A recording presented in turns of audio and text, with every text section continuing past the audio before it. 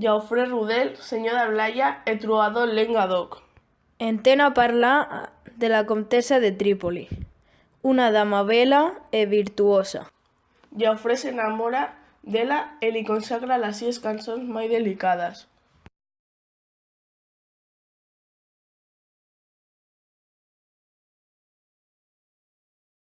Lo sieu és un amor de lueny que traversa la mar. Com a se las ondas e los temporales existiguesson pas pels amants. E a la mar confia lo sieu amor.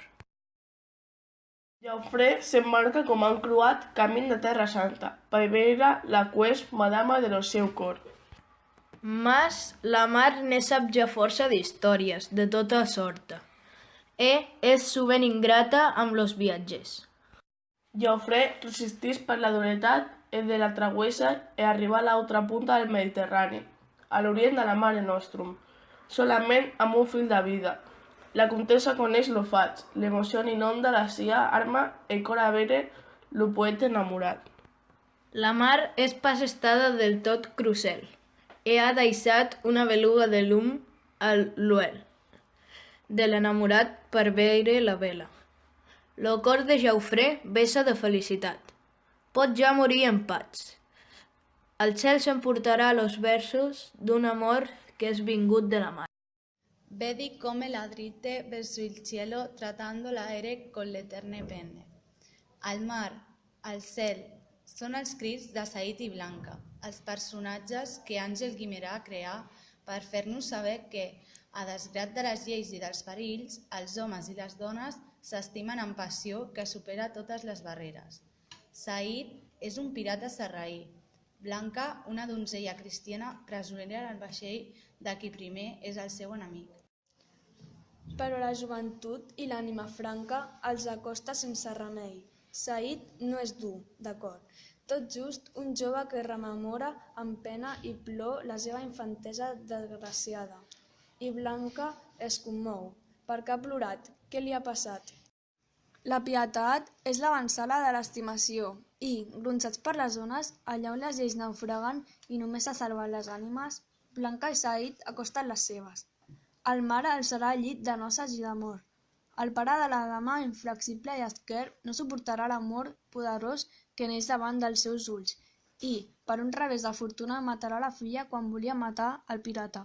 Said prendrà la mà d'en braços amb el darrer alè de vida com la comtessa prengué Jaufré a Trípoli, i així, abraçats i units per l'eternitat, es colgaran en les ones de la mar que guarda tantes històries d'amors contracorrent.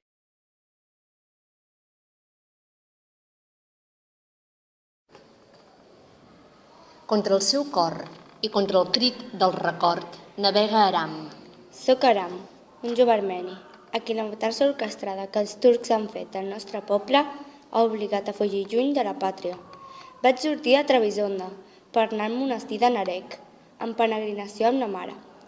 Ella volia donar gràcies perquè jo m'havia curat d'una greu malaltia. Allà vam conèixer les terribles notícies de persecució i mort dels nostres éssers estimats.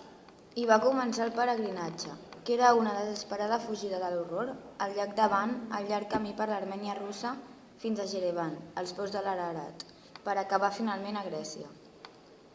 Adéu terra porpra, adéu Armènia. A Atenes retrobo el mar, paisatge estimat, i conec Iorgos, l'amic que m'ensenya a viure de la riquesa de les seves aigües. Amb ell aprenc a capbussar-me per recollir esponges i vendre-les en terra. Ho fem a bord del Samos, el vaixell del qual el seu oncle n'és patró. Mais il faut partir, s'éloigner de la Turquie et, avec maman, nous allons vivre notre odyssée de peur et d'espoir en même temps. Du Pirée à Gênes, jusqu'à Marseille. Là-bas, une communauté de réfugiés arméniens y habitent et s'épaulent, heureux de pouvoir partager des souvenirs et la nostalgie. Je connais Alexia, une jeune grecque de l'île de Simi. C'est ma compagne de vie et de lutte. Mon peuple doit survivre et je dois l'aider à le faire. Aram traverse les mers.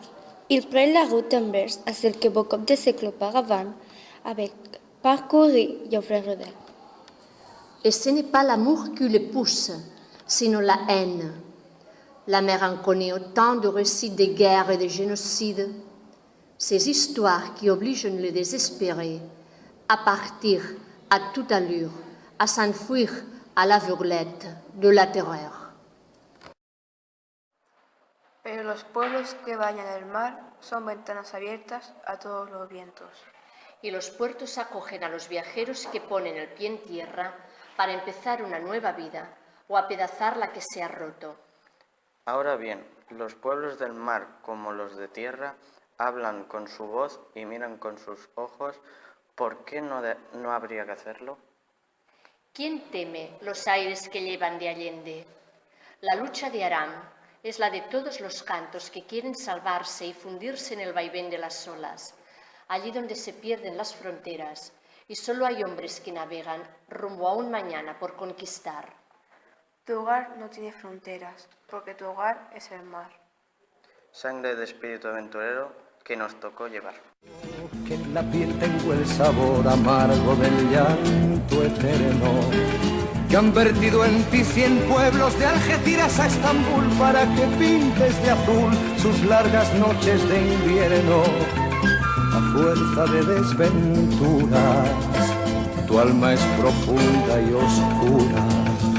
A tus atardeceres rojos se acostumbraron mis ojos como el recodo al camino. Soy cantor, soy embustero, me gusta el juego y el vino, tengo alma de marinero. ¿Qué le voy a hacer si yo nací en el Mediterráneo? Nací en el Mediterráneo. Y te acercas y te vas después de besar mi aldea. Jugando con la marea, te vas pensando en volver, eres como